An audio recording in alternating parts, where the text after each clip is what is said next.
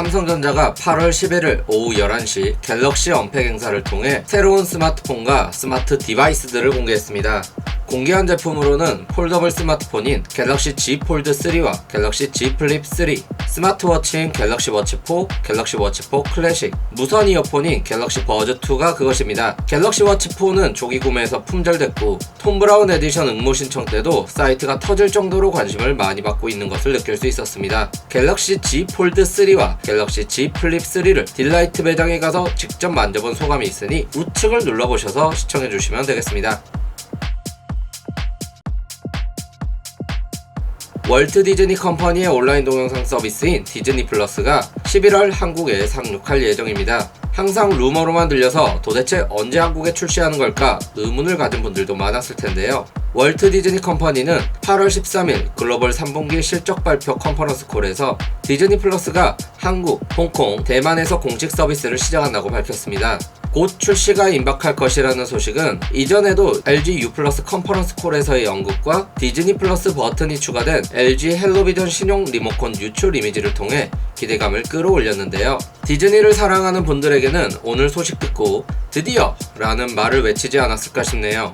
디즈니 플러스는 디즈니, 마블, 픽사, 스타워즈, 내셔널 지오그래피 등 강력한 지적 재산권을 활용하여 기존에 개봉했던 영화, 드라마, 애니메이션, 다큐멘터리 등뿐만 아니라 디즈니 플러스만의 오리지널 콘텐츠를 통해 기존 OTT 서비스들과 경쟁하기 위해 가속하는 중입니다. 넷플릭스라는 거대한 공룡을 누르기 위한 디즈니 플러스의 움직임, 과연 한국에서는 어떤 반응을 일으킬지 궁금해집니다. 삼성전자가 갤럭시 버즈 2 플립 3 커버를 공개했습니다. 이전에도 삼성전자는 갤럭시 버즈 프로에 추억의 폴더블 형태의 커버를 출시해 옛날 감성을 저격하여 인기를 끌었었는데요. 이와 비슷한 방식으로 갤럭시 버즈 2에는 이번에 출시 예정인 폴더블 스마트폰 갤럭시 Z 플립 3의 모양을 살린 커버를 준비했습니다.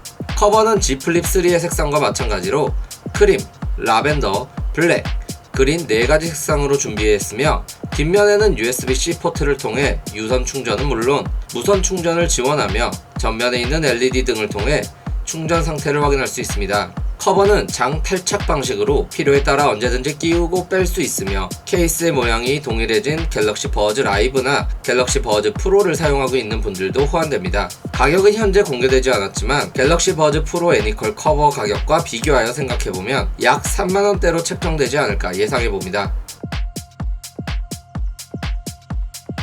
한때 논란이 있었던 카카오 택시 공유 자전거의 요금 인상안이 철회되었습니다. 13일 카카오 모빌리티는 카카오 택시 호출 서비스 요금과 공유 전기 자전거 요금제 변경안을 철회하기로 결정했는데요. 점점 독점적인 위치가 강해지면서 일방적으로 가격을 인상하는 것에 대해 여론은 부정적으로 보는 시선들이 강했기 때문입니다. 카카오 모빌리티는 카카오 택시의 경우 기존 1,000원에서 0원부터 5,000원으로 변경하는 방향, 카카오 바이즈 요금제는 15분 기본 요금이 사라지고 기존엔 분당 추가 요금을 100원 받았었는데 이후 140원에서 150원으로 조정하려 했으나 택시 업체 등 일부 업계 및 공공기관의 반발이 있었습니다.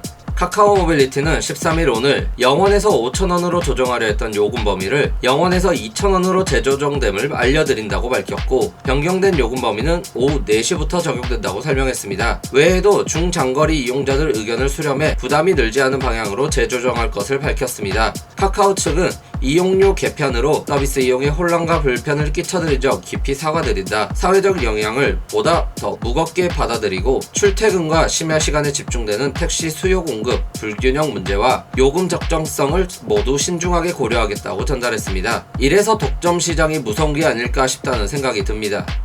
이렇게 한 주간의 IT 소식을 알아보았습니다. 지금까지 푸딩테크 IT 위켄드였습니다.